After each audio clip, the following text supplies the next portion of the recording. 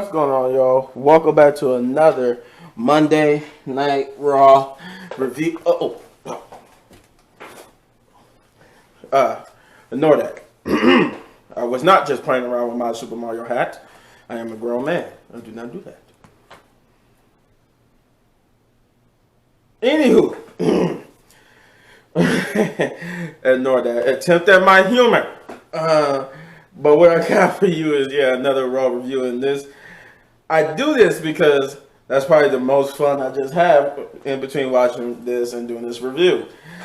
Because, Monday Night Raw was... This is a perfect example why you don't combine your championships. Because now one show just looks completely and utterly stupid. Okay. So they did of course they did a repackage of what happened on SmackDown. Riddle comes out, he kicks off the show with his promo saying that he don't know the state, what's going to be the status of RK Bro. He was emotional because Randy's been dealing with back problems.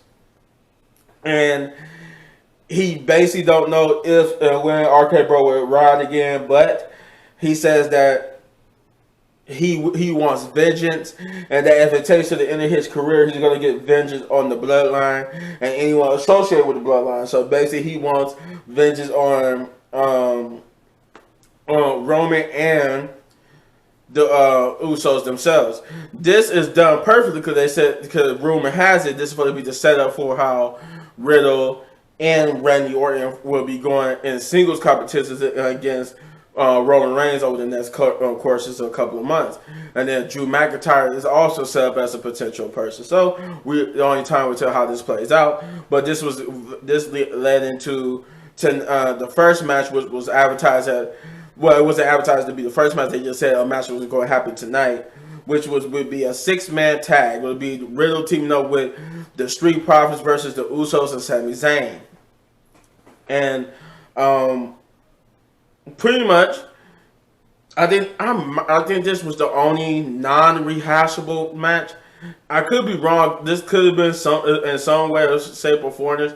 I think this did happen before in a different format, but that's another problem with this episode was a lot of this was just rehashed, and this is what happens when you don't have the brand split and you combine titles. You just rehash and stuff, and this is what made me not want. This made me almost quit watching wrestling when they pretty much destroyed the brand split before.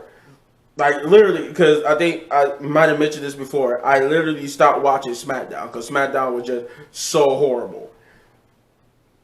Now like they doing the same thing with Raw. Now Raw is becoming the horrible show, and SmackDown has become the only one watchable because it's the only time you see the main champion.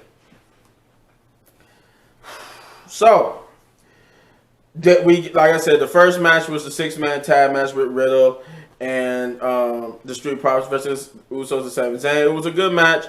It was a good way to start off, but the ending was kind of just hokey because they just basically it was going good until the Usos just like, man, no, screw this.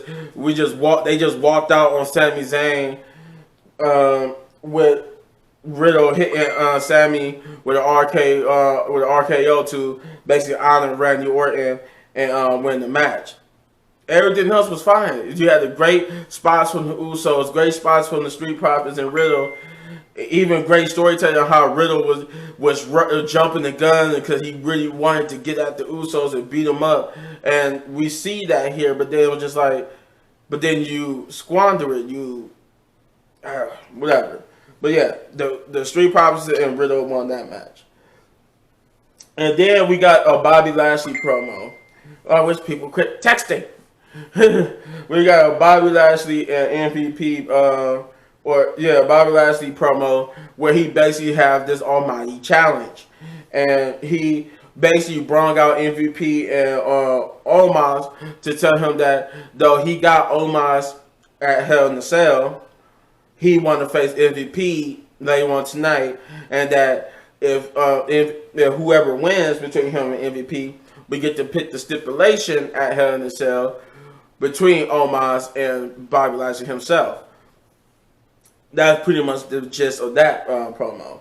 Then, right after that, instead of another match, we got a promo for, because this promo led into the next match, we got the Judgment Day promo, where Damian Priest, with a commanding voice, told everyone to rise and give praise to our cause.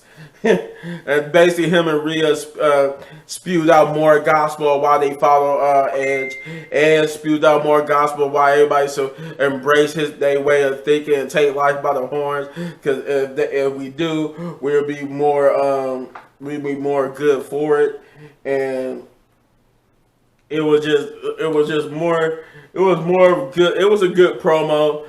I won't say it was a good promo by Edge and them. It was very cool. They basically, once again, and this time, like, the best part about it, how they just spewed off like different list of people who they wanted to join Judgment Day. Like they said, Tommaso Ciampa, who was supposed to be in Rhea Ripley's place. They said AJ Styles, Liv Morgan, Finn Balor. They said it could even be Corey Graves. He said all types of stuff. It was a cool promo.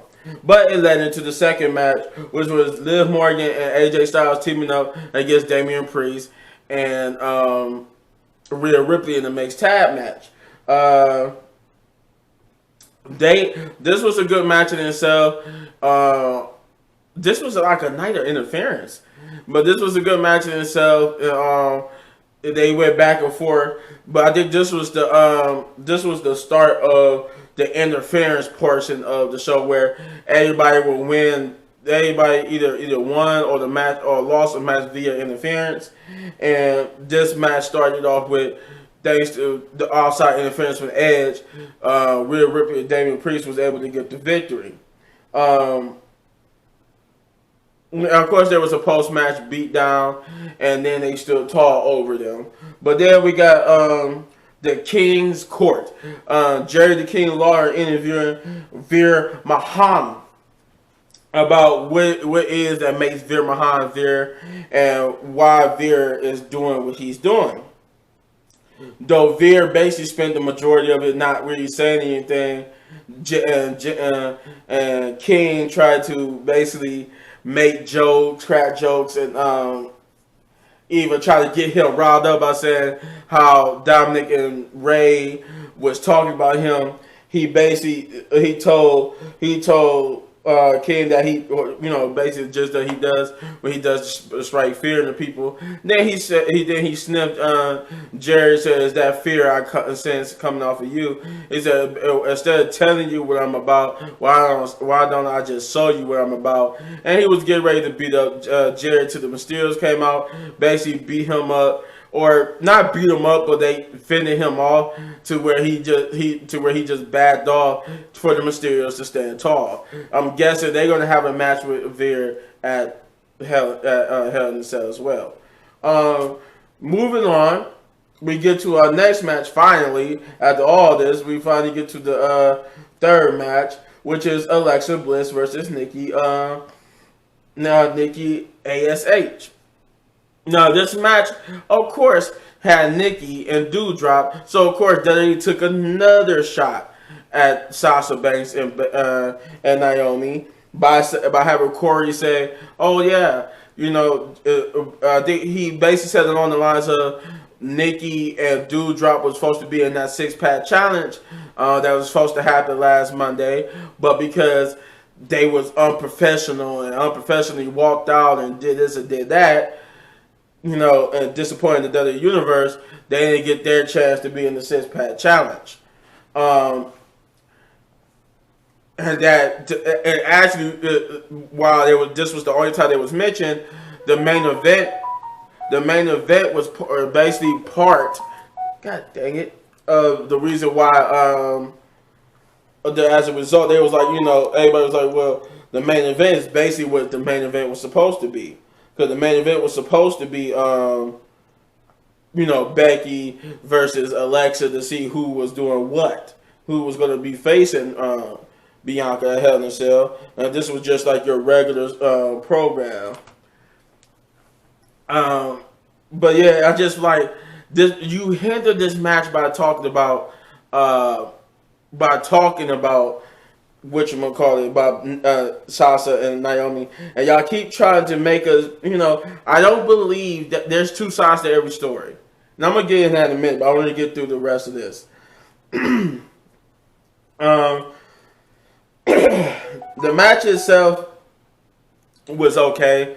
It was a quick match. I wish they kind of have more direction for Alexa Bliss, but and a real more direction for Nikki, because Nikki just had been on this amazing losing streak. But I don't know what type of story they try to tell with Nikki, but maybe they try to get rid of the whole superhero gimmick and she go back to a different gimmick. I don't know. But Alexa Bliss looked strong here. I just wish they had more of a direction like they did for a house show, where at a house show it was a fatal 4-way for the Raw Women's Championship, which featured Becky Lynch versus Bianca Belair versus Asuka versus Alexa Bliss. Why couldn't we get that on television or at the pay-per-view? Why a house show get that? But yeah, Alexa Bliss won the match here. The next match was Cody Rose versus The Miz. This was also a good match. Didn't go as long as you thought it would, but it was a good match. And Cody Rose would end up winning via DQ because Seth Rollins would come and push him off the top rope. He would get jumped by the Miz and Seth Rollins. They would even like at the how Cody like to do, like to take off his weight belt and give it to a kid. Seth Rollins, as they thought they had stopped Seth Rollins from trying to attack him, he walked away, and then he went up to that kid, grabbed the weight belt from him, and I love Seth Rollins because he basically like, give me that, and the kid just looked at him, like the kid was just like, hey, he just looked at Seth Rollins, and Seth Rollins was just like he almost about to jump at the kid, like, shut up. That was great. I love Seth Rollins for that. That was great. He was about to beat up the kid, and then he just used the belt, hits Cody Rhodes with the belt, and then just leave it. And then Cody Rhodes, to end the segment, realized what he was hit with, grabbed his weight belt, and as he limped, I think he banged up his knee. They banged up his knee in the attack. He just limps his way back up there to give the weight belt back to the kid, and have the referee help him back to the back. And we found out that it was just a little the scrape, wasn't nothing too bad, and then he should be okay to go by Hell in a Cell. So keep moving. We got a quick match with Ezekiel versus Chad Gable. Nothing special here. Ezekiel wins with a roll-up due to some interference, and Kevin Owens challenged Ezekiel to a match at Hell in a Cell. We got the mention of before MVP versus Bobby Lashley match, and that match ended with in a count out because due to interference with Omos. But it was a good match. It was great to see MVP back in the ring. It was a good match between Bobby Lashley and MVP, but I would have done without the count out. I'd rather him just have beaten Bobby Lashley then win by count out, but hey, it still was a victory nonetheless. And yeah, so MVP gets to choose the stipulation for their match at Hell in a Cell, but Bobby Lashley did put MVP in the Hurt Lock like he promised. Then we got the main event, which is Asuka versus Becky Lynch. Now, surprisingly, they didn't mention nothing about Naomi and Sasha in this segment like they did earlier. But this main event was good. It was a good main event between Becky and Asuka, but it was mostly a rehash of last week because we already got Becky and Asuka last week, and we just got Becky and Asuka again this week, except for the caveat since Asuka and Bianca are already going to be facing each other at Hell in a Cell. This match was made because of how Asuka won the last week's match. So if Becky was to win this match, she would be added to the match at Hell in a Cell. And pretty much that's what happened due to some back and forth. And then Becky Lynch basically got kicked or stunned and fell onto Bianca's lap, and when